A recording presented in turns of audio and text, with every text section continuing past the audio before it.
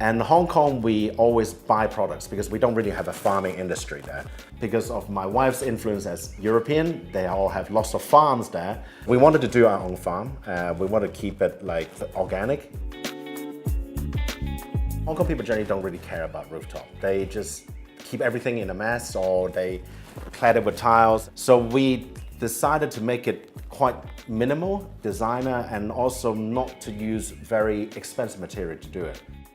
We want to keep it as less cluttered as most of Hong Kong apartments seems to be with a rooftop. Functional, like Functional, beautiful, yeah. simple, and functional, yeah.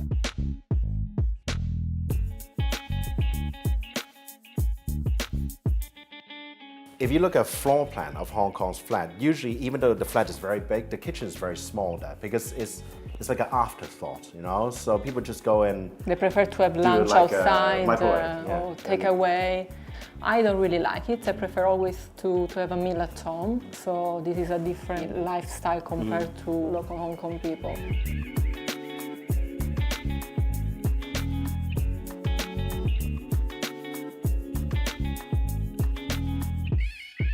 The way that people want to have real wood, solid wood, is more of a status symbol. I mean, you don't need to cut a tree down or like, you know, open a quarry to get stone. You actually, now in architecture, they have such good materials to mimic stuff. They're actually better than nature stuff. So the tiles are all artificial. You know, the wood here is all made with recycled OSB board, which is this construction material. The bedroom, we use a lot of cork, you know, because cork is, as a material, very sustainable. You just have to take the bark off and make it into wood, and they regrow after a while.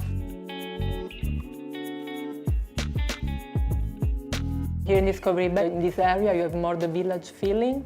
Even if the city is just 25 minutes by ferry, you don't have the feeling of a city here. In the city, everybody go fast, not really smiley, sometimes rude. So, yeah, that is why we choose to live here.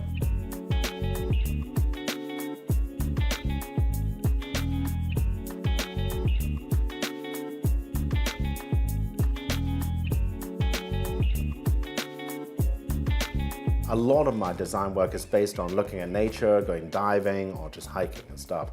You know, living in the metropolis, sure, I can just go on Google, you know, to look at this, but you have to touch and feel something to get it. Our firm right now is entirely focused on environmental design, and as far as I was told, we are one of the few firms in Hong Kong that does this. My way to do like design is that you should let nature take over. I work with a lot of ideas to actually build something that is ready for plants to completely cover it. Because in a way, I think that's much more sustainable and beautiful. Because I think one cannot control life. You have to just embrace life in a way.